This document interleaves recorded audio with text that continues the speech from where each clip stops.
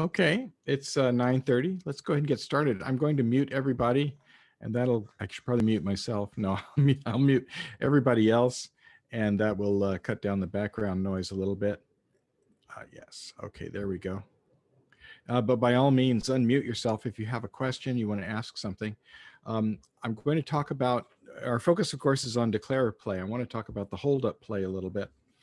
And I want to talk about the advantages of not taking your ace, perhaps, on the first trick. Here's an instance. I don't have an entire handout, just some hearts and some clubs. And we're playing in a no trump contract. Usually when you're defending no trump, the opponents want to lead their longest suit, which makes sense. They're trying to set up winners in their long suits at the same time you're trying to set up winners in your long suits.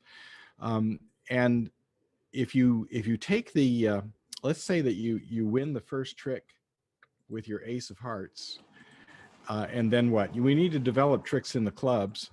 So if I play the clubs and then the opponents win with the ace at some point, what are they going to lead back? Of course, they'll lead the hearts, and the opponents who led from lots of hearts will end up taking the rest of the heart tricks, and you don't get any of your clubs or anything else. So the way to give yourself a chance with this, it's not 100%, but it is going from a zero. It's one of those things where you go from a 0% chance to a 50% chance, for instance. When I show you this this situation, you can see that West led from a 5-card suit, ace, king, queen, jack, 10, 9 in hearts. And if I don't take my ace until they've played their third heart, the nice thing is that one of my opponents will have run out of hearts. It's my opponent on the right. West still, of course, has 2 of them. They've become a dangerous opponent. If West gets on lead, they can now cash those 2 hearts. And if I'm in 3 no trump, I'm now down 1 trick. But in this case, by holding up until the third trick, I've given myself a 50-50 chance of making the contract. As long as that ace of clubs is in the east hand, then I don't have to, he doesn't have any hearts left to lead back to his partner. Interestingly, if he did have 1 heart to lead back to his partner, it would mean that his partner only started with 1 as well. Let me show you what I'm talking about. If I set up the hand, and let's say that I move one of these cards, I'll move the 9 of hearts over to the other side.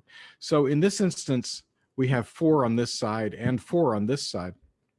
Let's just count how many we're going to lose. Let's say we still hold up on the third trick. So they've taken 1, and now they take 2, and now we take the third one with the jack. Now let's look at the situation here. Each side has 1 heart left, and we obviously haven't run anybody out of hearts. And as before, we have to drive out the ace of hearts, of clubs. And now they've won their third trick, and they can lead a heart back. But the interesting thing is that they only get 1 because they were divided 4-4. So the opponents have taken 4 tricks, but not 5. If they take 4 but not 5, you can still make your 3 no trump contract. So the key is in how the opponent's cards divide. If we look at some examples in this situation, let's say that the opponents lead the king of hearts. You want to think about how many hearts they have. And you notice that we have 5. That means the opponents have 8. And if you think about how 8 cards are likely to be divided, it's 5 and 3, 5 on one side and 3 on the other. And usually the player making the lead, unless they're leading their partner's suit, they're going to be the ones with the long hearts, the ones with the 5. Keeping in mind that if the hearts are 4 and 4, they can't defeat your contract purely on hearts and 1 more trick. But if they are 5 and 3, they do have the potential to defeat your contract. So the question becomes, when you take your ace, how many cards are left in your right-hand opponent's hand?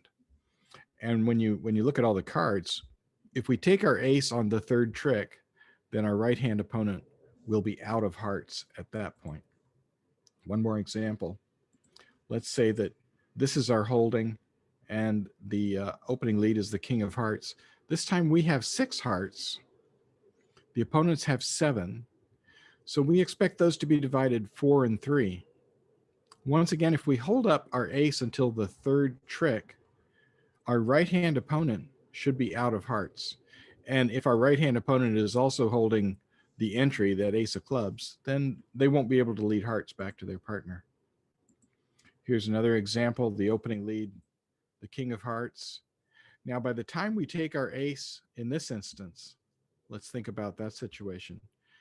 We have 6 hearts, the opponents have 7. If he's leading from 4 and his partner has 3, unfortunately, we can't hold up enough to keep our right-hand opponent out of hearts.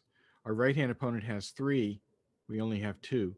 So there, in this instance, there's nothing we can do to protect the contract. We are advantaged in that one side doesn't have 5 hearts. So they only get to take 3 of them, but they can take the ace of clubs and 3 heart tricks. That's 4 tricks. So it may not be too bad. One more example. Again, the king of hearts is led. And this is a similar situation. We have 5 hearts. The opponents have 8. And if we expect them to divide, if they divide as we expect them to, with 5 cards on one side, including the king was part of that, and 3 on the other, unfortunately, we have to take our ace on the 2nd trick, and there's nothing we can do to prevent them from taking all the rest of their hearts. So if you're in a sad situation like this, we only have 4. The opponents have 9. And those tend to divide 5 and 4, which means there's really nothing we can do again. So, I mean, there are hopeless situations, but there are also situations where holding up your ace until the last possible moment is a good thing to do. Now, I want to show you a hand like this. Here's our hand. We're in a contract of 3 no trump. I've got an auction up here. It went 1 no trump, 3 no trump. And the opening lead has been the king of hearts. Well, let's think about how long we should hold up with this hand. Let's see, we have 5 hearts, so the opponents have 8. So they're probably 5 and 3, 5 on our left, 3 on our right. Now, in theory, we should probably hold up until the 3rd heart trick. But is that true? Let's count our winners in this case. Do we have a vulnerability here? What about these spades?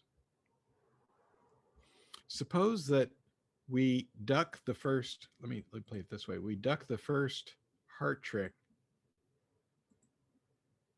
and declare, and West over here looks at the dummy and thinks, well, wait a minute, maybe we've got a better chance if I switch. And they switch instead to playing spades. What happens at this point? Their partner takes the ace of spades, and if we look at their hand, they're now going to rattle off 6 straight spade tricks. What did we do wrong? Let's go back to the beginning on this one. The opening lead again is the king of hearts, and if we play low, before we play, let's pause and plan the play of the hand. If we count our winners, in diamonds, we have 4. In clubs, we have 4. And we have 1 heart, and we have no spades. That's 9 winners. You have to recognize the fact that holding up in this case is foolhardy. It could be deadly. Now, there's no guarantees that the opponents will find the switch. They may blindly keep leading their hearts, but why give them a chance? Win your ace of hearts on the first try, and then switch to playing your diamonds and so on, your diamonds and your clubs. Let me show you another hand. Yeah, we've got just a few minutes. Let's show you another hand where a holdup might be effective. Let's come all the way down. Here we've got an auction. This hand opened 2 clubs, a strong 2 clubs. Our partner says 2 diamonds. waiting, 2 diamonds waiting, lacking a good suit. We rebid 2 no trump, showing 22 to 24 balanced, and our partner has no majors to bid, so they mentioned 3 no trump, and 3 no trump becomes the final contract. So if we count our winners, and that's the first thing we need to do. I'll go from right to left this time. In diamonds we have 2, in clubs we have 4, in hearts we have 1. That brings us up to 7. In spades we don't have any winners yet, but we can develop 2 tricks using promotion. We can drive out the ace of spades with our king and promote the queen and jack into winners. So that will get us the contract, as long as we don't immediately win the ace of hearts. And the danger is, if we do win the ace of hearts, what's left behind now is that both hands, our right hand opponent and our left hand opponent, they both have some hearts left. When one of them wins the ace of spades, they can lead them back. So the correct way to play this is to duck. Let's see, let's duck a few times. Let me just do this with the robots that way.